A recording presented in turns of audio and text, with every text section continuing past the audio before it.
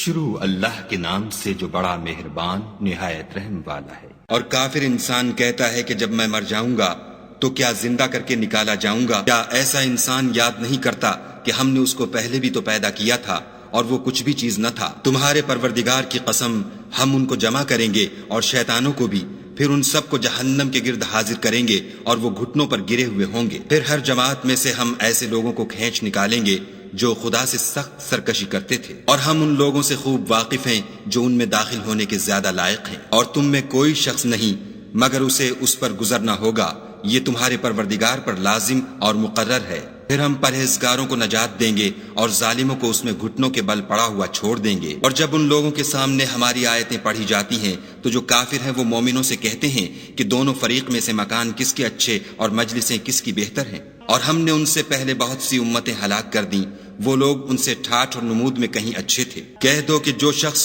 گمراہی میں پڑا ہوا ہے خدا اس کو آہستہ آہستہ مہلت دیے جاتا ہے، یہاں تک کہ جب اس چیز کو دیکھ لیں گے جس کا ان سے وعدہ کیا جاتا ہے، خواہ عذاب اور خواہ قیامت، تو اس وقت جان لیں گے کہ مکان کس کا برا ہے اور لشکر کس کا کمزور ہے۔ اور جو لوگ ہدایت یاب ہیں خدا ان کو زیادہ ہدایت دیتا ہے، اور نیکیاں جو باقی رہنے والی ہیں وہ تمہارے پروردگار کے صلے کے لحاظ سے خوب اور انجام کے اعتبار سے بہتر ہے۔ بھلا تم نے اس شخص کو دیکھا جس نے ہماری آیتوں سے کفر کیا اور کہنے لگا کہ اگر میں اثر نو زندہ ہوا بھی تو یہی مال اور اولاد مجھے وہاں ملے گا؟ کیا اس نے غیب کی خبر پالی ہے یا خدا کے یہاں سے عہد لے لیا ہے؟ ہرگز نہیں، یہ جو کچھ کہتا ہے ہم اس کو لکھتے جاتے اور آہستہ آہستہ عذاب بڑھاتے جاتے ہیں، اور جو چیزیں یہ بتاتا ہے ان کے ہم وارث ہوں گے، اور یہ اکیلا ہمارے سامنے آئے گا۔ اور ان لوگوں نے خدا کے سوا اور معبود بنا لیے ہیں تاکہ وہ ان کے لیے موجب عزت و مدد، ہرگز نہیں، وہ معبودان باطل ان کی پرستش سے انکار کریں گے اور ان کے دشمن و مخالف ہوں گے۔ کیا تم نے نہیں دیکھا کہ ہم نے شیطانوں کو کافروں پر چھوڑ رکھا ہے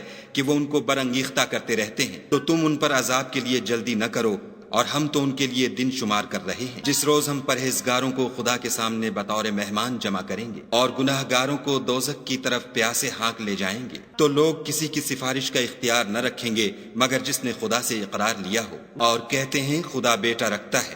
ایسا کہنے والو، یہ تو تم بری بات زبان پر لاتے ہو۔ قریب ہے کہ اس افطرا سے آسمان پھٹ پڑے اور زمین شق ہو جائے اور پہاڑ پارا پارا ہو کر گر پڑے کہ انہوں نے خدا کے لیے بیٹا تجویز کیا، اور خدا کو شایع نہیں کہ کسی کو بیٹا بنائے۔ تمام شخص جو آسمانوں اور زمین میں ہیں سب خدا کے روبرو بندے ہو کر آئیں گے۔ اس نے ان سب کو اپنے علم سے گھیر رکھا اور ایک ایک کو شمار کر رکھا ہے، اور سب قیامت کے دن اس کے سامنے اکیلے اکیلے حاضر ہوں گے۔